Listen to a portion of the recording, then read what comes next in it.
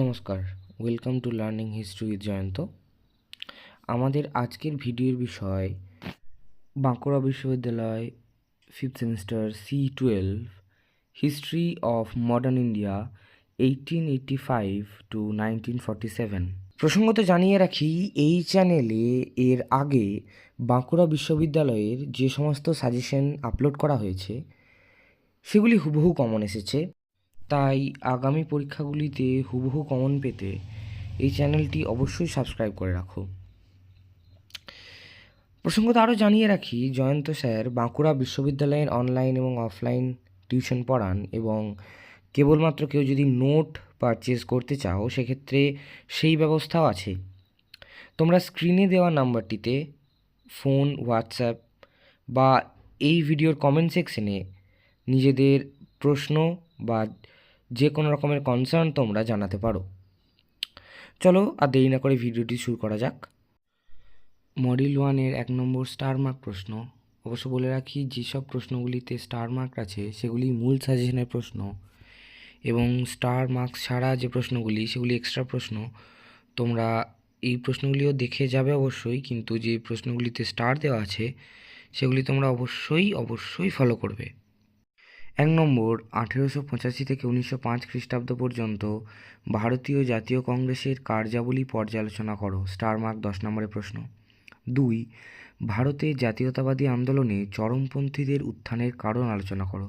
Star mark 4 নম্বরের প্রশ্ন। 3, ভারতের জাতীয়তাবাদী আন্দোলনকে স্বরাজ্য দল কীভাবে প্রভাবিত করেছিল, অথবা আসতে পারে স্বরাজ্য দলের কার্যকলাপ সম্পর্কে আলোচনা করো। স্টার মার্ক 4 নম্বরের জন্য। 4, জাতীয় কংগ্রেসের উৎপত্তি সংক্রান্ত বিতর্কটি আলোচনা করো। এটি এক্সট্রা প্রশ্ন 10 নম্বর হিসেবে আসতে পারে। 5, স্বদেশী আন্দোলনের বিভিন্ন ধারাগুলি আলোচনা করো। এটি এক্সট্রা 4 নম্বর হিসেবে আসতে পারে, যেখানে স্বদেশী, বয়কট বা জাতীয় শিক্ষা সম্পর্কে লিখতে হবে।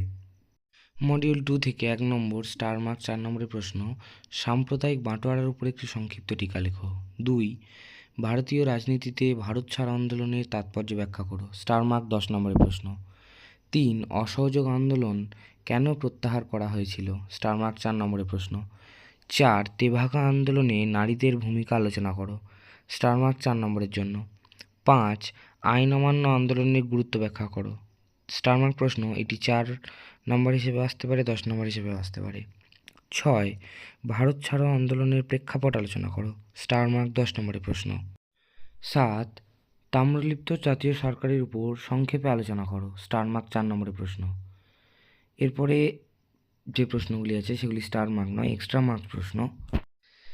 8, 1935 খ্রিস্টাব্দে ভারত শাসন আইনের মূল বৈশিষ্ট্যগুলি আলোচনা করো। 4 বা 10 হিসেবে। 9, 1919 খ্রিস্টাব্দে ভারত শাসন আইনের প্রধান বৈশিষ্ট্য কী ছিল? 4 মার্কসের জন্য। 10, নৌ বিদ্রোহ 1946 এর গুরুত্ব মূল্যায়ন করো। 4 মার্কসের জন্য। 11, মুসলিম লীগের লাহোর প্রস্তাবের গুরুত্ব কী ছিল সে বিষয়ে সংক্ষেপে আলোচনা করো। 4 মার্কসের জন্য। মডিউল 3 থেকে 2টি স্টার মার্ক 4 নম্বরের প্রশ্ন।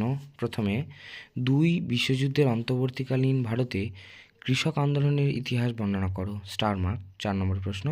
2, ভারতে শ্রমিক শ্রেণীর আন্দোলন কি বিংশ শতকে জাতীয় আন্দোলনকে পুষ্ট করেছিল? স্টার মার্ক 4 নম্বরের প্রশ্ন। মডিউল 4 থেকে 1 নম্বর, সামাজিক ন্যায় বিচার আন্দোলনের উপর একটি টিকা লেখো। স্টার মার্ক 4 নম্বরের প্রশ্ন। 2, প্রাক স্বাধীনতা পর্বে দেশীয় প্রজা আন্দোলনের গুরুত্ব আলোচনা করো। স্টার মার্ক 4 নম্বরের প্রশ্ন। 3, কাশ্মীর সমস্যার উৎপত্তি কিভাবে হয়েছিল? স্টার মার্ক 4 নম্বরের প্রশ্ন। এরপর 2টি এক্সট্রা প্রশ্ন। 4, 1947 খ্রিস্টাব্দে ভারত বিভাজনের প্রেক্ষিত আলোচনা করো। 10 মার্কসের জন্য। 5, ভারতে মুসলিম সাম্প্রদায়িকতার উদ্ভবে জিন্নার কী ভূমিকা ছিল? 4 মার্কসের জন্য।